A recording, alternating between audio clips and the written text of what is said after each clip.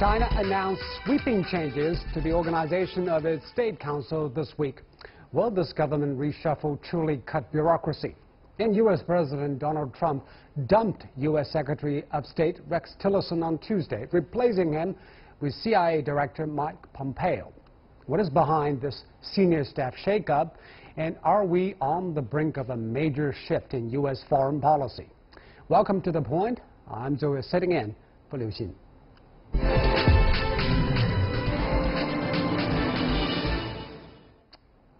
China unveiled its biggest institutional reform plan in at least a decade on Tuesday, reorganizing the State Council by cutting 8 ministerial-level entities and 7 vice-ministerial-level entities. 7 new ministries will be created, including the Ministries of Natural Resources, Veteran Affairs and Emergency Management, an International Development Cooperation Agency, a State Immigration Administration, and a Banking and Insurance Regulatory Commission are also included. Well, after the reorganization, the State Council will consist of 26 ministries and commissions in total, in addition to the General Office.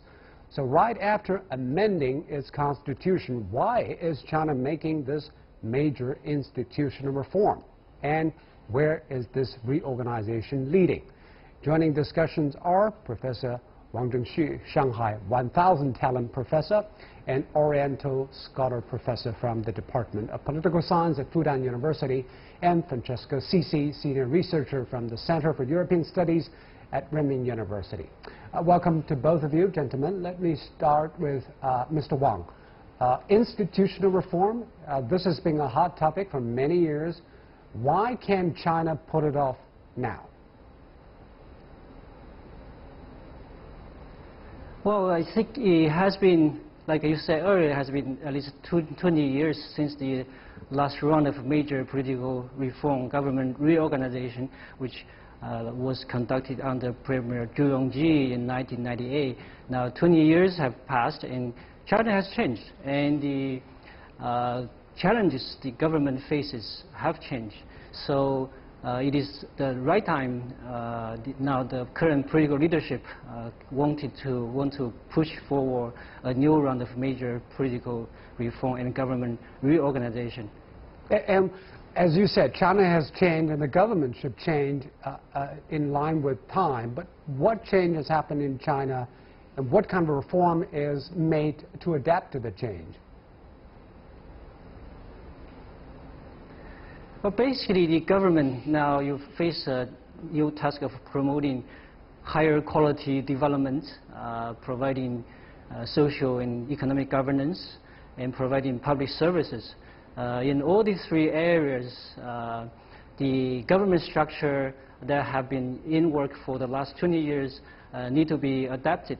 And we can see that from the changes that are being introduced this time, creating new agencies and closing some older ones. They are all, I think they have been, this current leadership has spent the last few years studying the plan to revise the government structure, to reorganize the agencies. So I think that they have come up with a good plan this time. And Francesco, I read some Western media reports, and they say this move is to cut bureaucracy and to end turf wars between different departments. Is that what you think? Well, yes, I think this is certainly part of the issue, that there were time changes, and therefore there were competing territorial disputes in matters of, say, the regulation about the banking and the insurance, so what is what. And of course China changed in the meantime, so they had to centralize and reorganize along with different times. But I would say there is also another element in this change, which is China has moved from the organization and the management of the state from a Soviet state to a modern, let me say, allow it, Western state. Beforehand, 30, 40 years ago, there were 40, 50 ministries, and ministries were actually running companies and running things.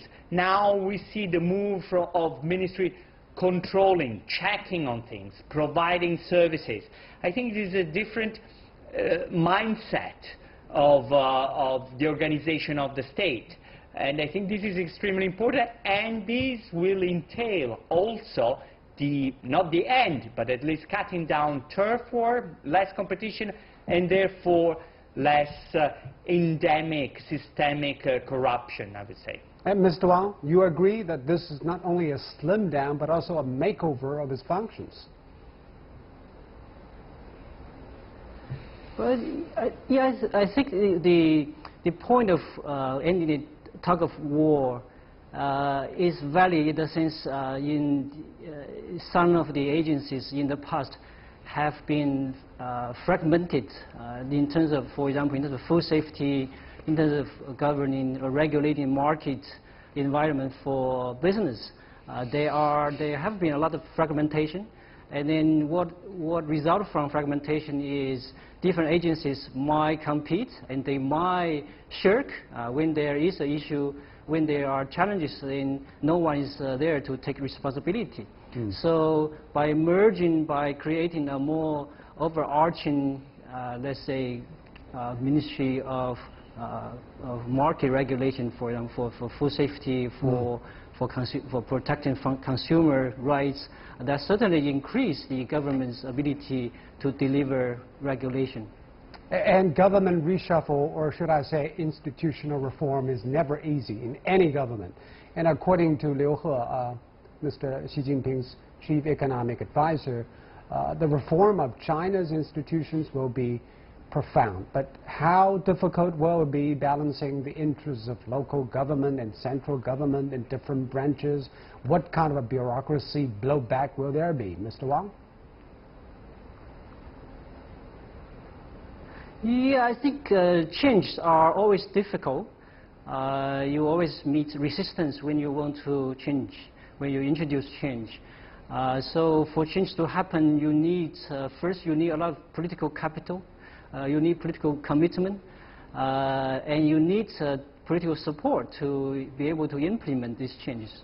And the current leadership has them all. What is right, I think, is yeah, I think the current leadership from 5 years ago, when he settled in, he started to build up the institutional capacity, by forming new bodies to coordinate reforms, by streamlining the party's decision-making process, and by putting the right people on the right positions.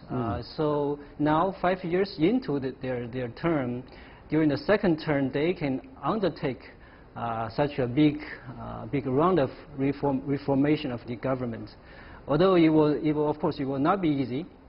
And when you have a blueprint, it took them 5 years to come up with this new blueprint. When you have a blueprint, the implementation, of course, will also have to be managed throughout the period. And Francesco, do you share the same amount of optimism, and what do you think the difficult challenge will come from? Well, as Professor Wang and as you mentioned before, the difficulty is the entrenched interests of different power centers, both locally and within the old ministries. But I would say, besides the strength and the determination of the new leadership, there is another element which I think is very important, and is in the conception of these reforms. There is this new regulation that allows localities to pass local laws, which are enforced only locally, and these laws have to be in line with central laws.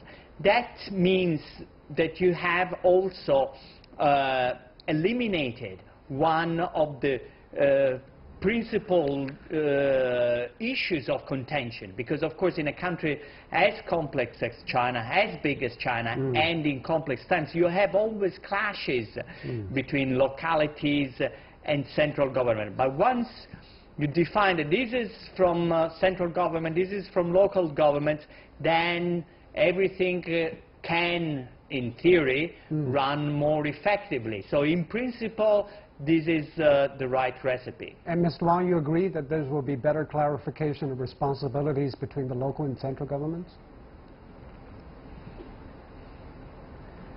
I would tend to think the constitutional change that allows local government to have more lawmaking power is slightly a separate issue. It does mean the governance challenges are much more complex throughout the country. Like Francisco said, this is a big country, and the country is much more complex compared to 20 years ago, even 10 years ago. So you do need the local government to be more responsive, more agile in responding to local challenges.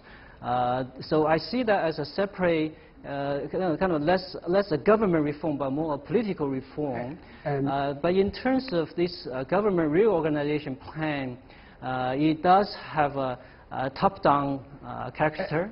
But once you, and everything's happening at the State Council level at the moment, when these new ministries are the reorganization of them are finished, you will also see at the provincial level similar parallel changes have to be made. And general speaking, and what is your sense of the scale of the Chinese government? Is it still too big? We have more than 20 ministries and commissions in total.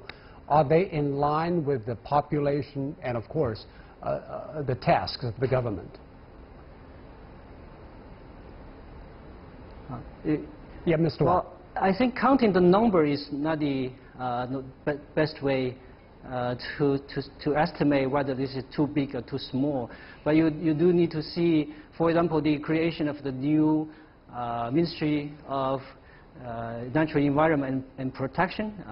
It does increase the formerly Ministry of Environment and Protection's power to make it able to manage natural resources and natural environment together with pollution and emissions. So it's about rationalization. It doesn't, whether it's too big or too small, it shouldn't be judged by just the numbers. We have 1 minute left. I want your take, Francesco. The merger of the banking regulator and the insurance regulator. Many Western critics look at this as a very important step for the streamlining of regulation in the finance sector. Yes, definitely very important, and also very important to address one of the main problems of this market. It is corruption, or even the suspicion of corruption, which is also very important. It's not only to be clean, but also to look clean. So this is extremely important, and is a right signal for a new market opening in China, I would say. New market opening. Thank you very much. We're running out of time. Thank you, Professor Wang Zhengqu, and also Francesco, for your insights on this. Thank you. You're watching The Point, and we'll be back in a minute. President Trump fired Secretary of State Rex Tillerson on Tuesday and asked the director of the Central Intelligence Agency, Mike Pompeo, to step into the role. Well, Tillerson's abrupt departure comes after he and Trump reportedly clashed over many issues, including DPRK strategies, the Iran nuclear deal, and Russia. So what can Pompeo bring to the international bargaining table, especially with heavyweight DPRK conversations ahead? And as the latest departure in what has been called a massive White House exodus, does Tillerson's ousting signify more senior staffers are just on the way out? Join me for discussions in the studio here in Beijing is Rick Dunham, a former White House correspondent, and Andrea Faircheck, an author and investigative journalist based in Beirut. Welcome to both of you, gentlemen. Thank you. Let me start with you, Rick. The State Department said Mr. Tillerson had not spoken to the president and was unaware of the reason for his firing. But why did President Trump choose to fire Tillerson, and why did he choose to fire him now? Well, I think this is the first time in American history that a cabinet secretary has been fired by tweet. And why did he do it now? Well, I think he finally lost his cool with him last Friday and decided that Tillerson had to go.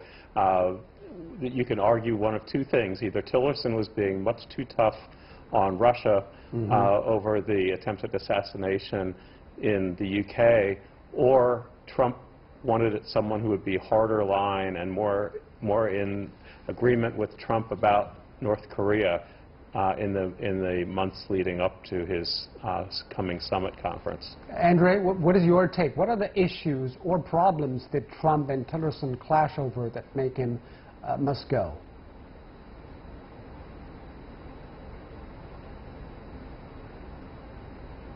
Well, basically, Trump had problems with his former Secretary of State over almost all issues. Because Tillerson was not really a political figure. He was oil executive. He came from outside. Trump was extremely bellic and hawkish on many issues on which Tillerson, I believe, was not really willing to follow him full-heartedly. We are talking about, for instance, Iran 2015 nuclear deal, which Trump wanted to scramble, wanted to get off the table. Tillerson was trying to keep him on the deal in compliance with the agreement that was signed also with the European partners of the United States. Another issue was DPRK, North Korea, in which again the extremely hawkish approach of Trump, and so there were, from the very beginning, there were issues about the foreign policy, also clashes over Russia and so on. And Rick, Trump announced that Mike Pompeo, director of CIA, will replace Tillerson. Well, Pompeo, look at his track record: a corporate lawyer, a business entrepreneur, a Tea Party Republican in the House, and the CIA director. But he's never been a diplomat. And of course, Trump thinks that Pompeo agreed with him more on many issues, but will he be able to conducting America's diplomacy with the full support of Trump? I think he'll have the full support of Trump because he is a Trump Republican. Yes, he's a lawyer. Yes, he's a Harvard graduate. But most of all, he's a Tea Party Republican. He's an America First, hard right Republican. And within the administration, he's been one of the most loyal supporters personally and in terms of policy. And I think two key issues, North Korea and Iran. And Iran in particular, he had the opposite point of view to the Secretary of State Tillerson. And I think that's going to be significant going ahead. And Andre, but I understand that Pompeo is pretty hawkish against Russia, while President Trump is probably reluctant to apply more pressure on Russia. Will that be a flashpoint between the two?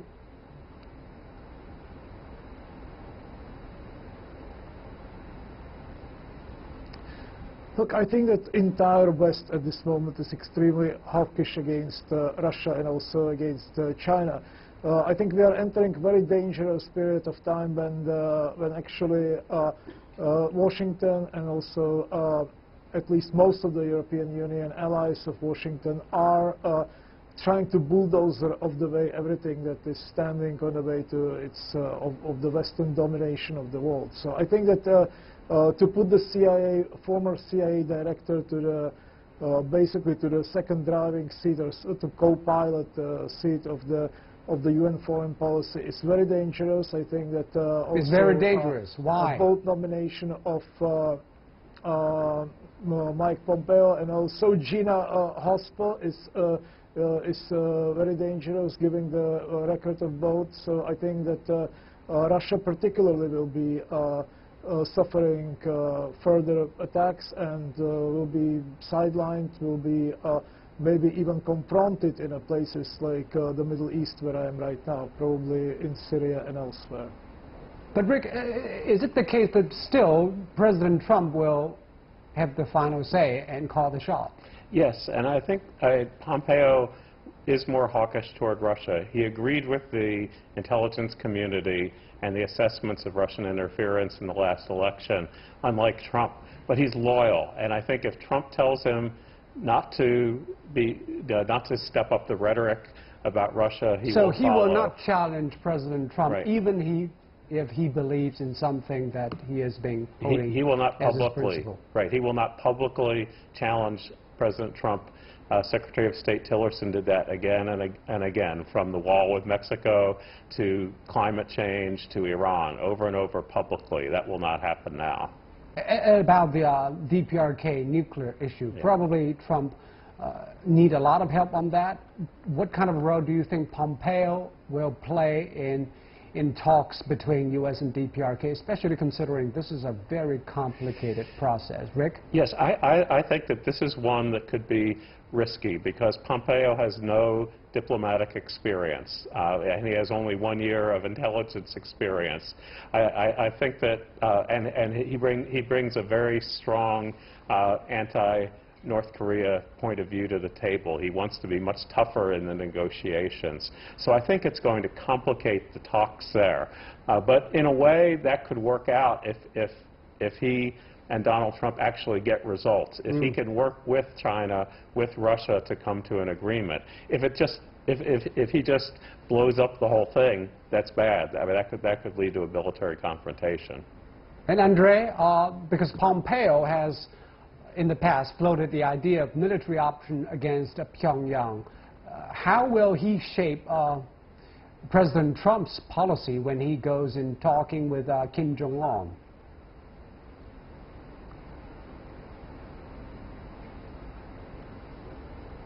But what can happen, and I have to apologize because the signal is not very good, so I'm mostly guessing your questions, unfortunately. What I believe will happen is that Pompeo,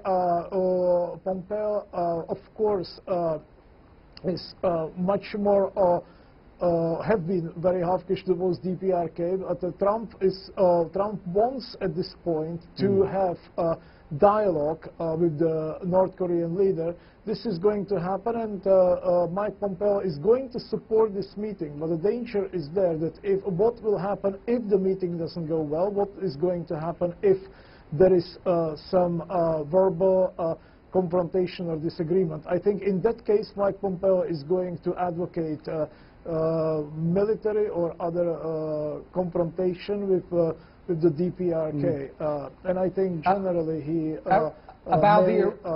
advocate confrontation with also other countries, not also only DPRK. Let's talk about the other countries, the Iran nuclear deal. Pompeo is obviously very much against this. Tillerson supported this. So will President Trump have a bad face about the Iran deal? What will happen to Iran in terms of Americans' foreign policy, Andre?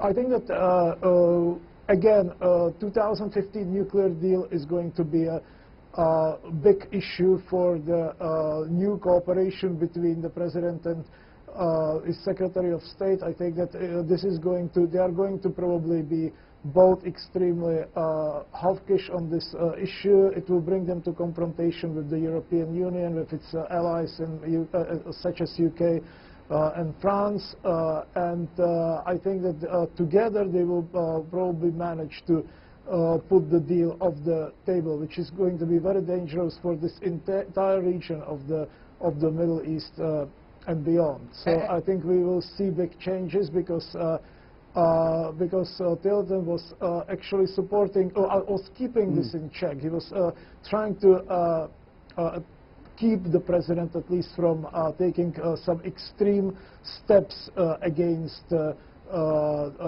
Iran. This is going to be definitely now gone, and there is going to be unity in this very hawkish approach of the two men towards Iran. So, Rick, you also think that President Trump was basically done JCPOA? I think he wants to do that, and I think the key, now that Tillerson is gone, the key will be what happens with his national security advisor. General McMaster has been supportive of continuing the deal, of not cutting it off. If he fires him, which is rumored, who he replaces him with is very important, because if all it has around him are yes men who say yes, yes, end the deal, it's going to happen. That's the question I want to ask. If Trump is surrounding himself with yes men, the outgoing McMaster And then the U.S. foreign policy basically boils down to Trump's judgment, and usually he made his judgments out of his intuition. But, for example, if Trump fails to see a deal with the DPRK, what will be his gut decision on North Korea? Rick? I think it would be to threaten military action, and I really am afraid to say it, but I think he would be ready to follow through on some sort of limited strike. I mean, that could be a disaster for the world, but I think that that's what's in his mind right now. If everyone around him says yes instead of questioning him, like... And nobody will stop him thinking of that because... Right, nobody's going to stop him from thinking, but will they stop him from pushing the button? Because they won't go anywhere if it disagrees with the president. Yeah. Andre, this is also what you're thinking about the future?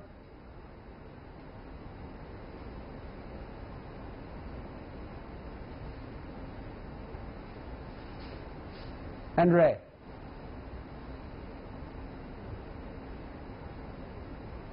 Well, it seems we have lost. Yes, go on. Can you repeat the question? I'm asking if President Trump is surrounded with people who can't challenge his decision.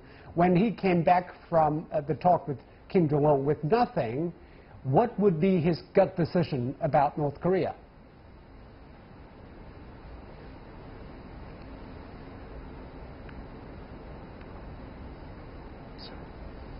No, he can't. Let me turn to Rick for a final question. It seems that the outgoing party of officials within the Trump administration is still going on. Yes. What will happen to other cabinet members and those who he will select to come in? Well, I think a lot of them are nervous right now. There already are rumors about the National Security Advisor and his Secretary of Veterans Affairs. He's already queuing people up to replace them. I think right now what it means is if you're coming in, the lesson you've learned in the past 14 months is you challenge Donald Trump at your own risk. Okay. We're running out of time. Thank you very much, Rick and Andre, for your analysis on this. And you've been watching The Point here on CGTN. I'm Zhu in Beijing. Goodbye for now.